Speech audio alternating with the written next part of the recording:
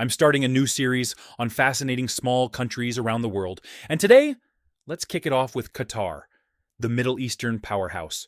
Qatar is even smaller than the state of Connecticut. It boasts a population of 3 million, but only a few 100,000 hold Qatari citizenship. Despite its small size and population, Qatar is sitting on a treasure trove of wealth. Its oil reserves rank 10th in the world. But for a nation this small, that's like having a personal ATM. And if you thought that was impressive, Qatar also holds 20% of the world's natural gas reserves. No wonder their per capita GDP is always in the top 10. It's practically no limits on wealth. But having vast wealth can be a blessing or a curse, depending on how it's managed.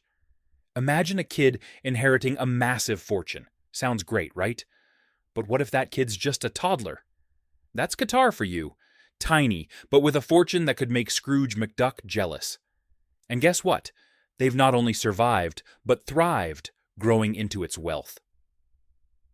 Let's delve into Qatar's story. Many Middle Eastern countries share a similar history. They were part of the Arab Empire, then came under Ottoman rule, later occupied by the British, and after World War II, gained independence amid the power shifts to the U.S. Qatar gained independence in 1971. The Middle East has always been turbulent, but Qatar has managed to remain stable. The key to its success is its remarkable diplomatic skill. Qatar has managed to maintain good relations with all the major powers, including the U.S., China, and Russia. The largest U.S. airbase outside the U.S. is in Qatar, and the U.K. also has a military presence there. Although the U.K. no longer holds the power it once did, it still maintains a significant presence in Qatar. Similarly, Russia's influence is evident, as it has established strong military and economic ties with the country. Qatar's military might be small, with only about 8,000 personnel, but it boasts a mix of American and Russian equipment. Qatar has also been strategically partnering with China since 2001, when China joined the World Trade Organization at a conference held in Qatar.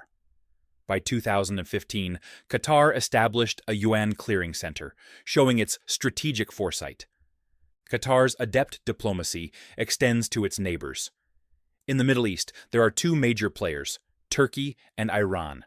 Whenever someone threatens Qatar, these two are the first to step in. The reason for this is the historical favor Qatar did for both of them, despite their animosity towards each other. Years ago, Iran accidentally shot down a Turkish plane. Even though Iran claimed it was a mistake and offered apologies and compensation, at that time, Iran was under heavy sanctions and had little money. Seeing the situation, Qatar stepped in with a generous offer. "No problem, big brother. I'll cover the compensation," which amounted to billions of dollars. Impressed by Qatar's gesture, Turkey began to view Qatar differently. Qatar also made it clear that they have plenty of money and are willing to help Turkey whenever needed. This gesture solidified their relationship with Turkey. On the other side, Qatar had another reason for helping Iran. The largest natural gas field in Qatar extends into Iranian waters, with Qatar holding the larger share of the resources. Considering the disparity in national strength between Iran and Qatar, maintaining a good relationship with Iran is essential for Qatar. Even though Qatar had powerful allies, it wasn't impossible for Iran to turn against them. The primary reason Iran didn't take action against Qatar was that Iran was heavily sanctioned by the West at the time. Iran needed a channel to communicate with the West, and Qatar was the perfect intermediary. However, Saudi Arabia and Iran had not reconciled at that time. Qatar's close relationship with Iran did not sit well with Saudi Arabia. Saudi Arabia expressed strong discontent with Qatar's actions. Compounding the tension, a terrorist organization called the Muslim Brotherhood, which conflicted with Saudi Arabia, had a close relationship with Qatar. This was the last straw for Saudi Arabia. Feeling betrayed by Qatar's friendliness with its enemies, Saudi Arabia decided to cut ties with Qatar. Not only did Saudi Arabia cut ties with Qatar, but it also persuaded its allies, including Bahrain, Kuwait, and the UAE, to do the same. There were even rumors about building a canal to completely isolate Qatar. In the past, this would have been a severe blow to Qatar, but things were different now. Qatar had the backing of the US and Iran. Previously, Qatar relied on Saudi Arabia for fresh water and food supplies, but now Iran stepped in to provide these essentials. Even if Saudi Arabia threatened military action, Qatar was not afraid. Saudi Arabia's military strength had been questioned after its lackluster performance in the 2015 conflict with Yemen. Moreover, Qatar had the backing of the US. Just as tensions with Saudi Arabia escalated, Qatar secured a $12 billion weapons deal with the US. Additionally, Qatar had a powerful tool in Al Jazeera, one of the world's largest news networks. If Saudi Arabia attempted to bully Qatar, Al Jazeera would broadcast the injustices to the world, exposing Saudi Arabia's actions. This made Saudi Arabia furious with Qatar, but hesitant to take any direct action. At most, they could only threaten isolation. Besides Al Jazeera, Qatar is also renowned for Qatar Airways. Hosting the 2022 World Cup has further enhanced Qatar's global influence. The scale of that World Cup gave the world a taste of extravagance.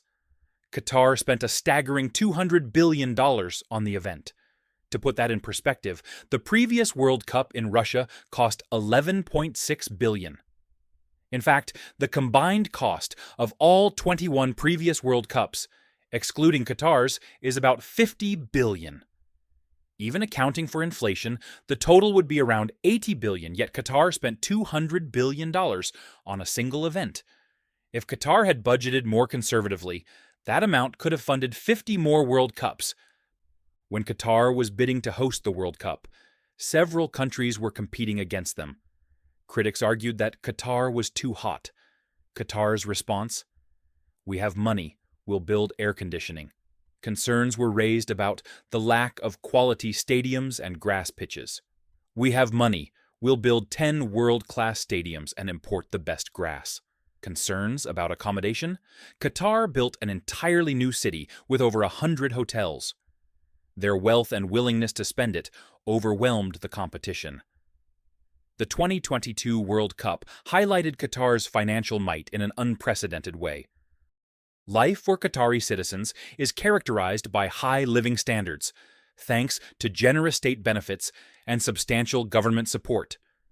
The average salary for Qatari citizens ranges from $50,000 to $70,000 annually, often in government or state-owned jobs with shorter working hours than the private sector, typically around 36 to 48 hours per week, with reduced hours during Ramadan. Citizens benefit from free healthcare, education, and significant subsidies on essentials like utilities and fuel. Hearing this, you might feel tempted to change your passport and fly to Qatar immediately, thinking it's a paradise. But there's a catch. This paradise is only for Qatari citizens, not for foreigners. For foreign workers, life in Qatar can be quite harsh. While the average salary for Qatari citizens is between $50,000 and $70,000, foreign laborers earn an average of just about $3,500 annually. Qatar has a system called the kafala labor system. Under this system, all non-skilled workers need to have a sponsor, typically an employer, to work in Qatar.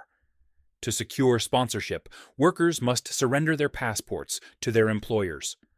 This means workers can only enter and leave the country at their employer's discretion. If an employer decides to withhold a worker's passport, the worker is effectively trapped. If you're dissatisfied with your employer and want to quit, it's not that simple. If the employer decides to terminate your employment, you're out of luck.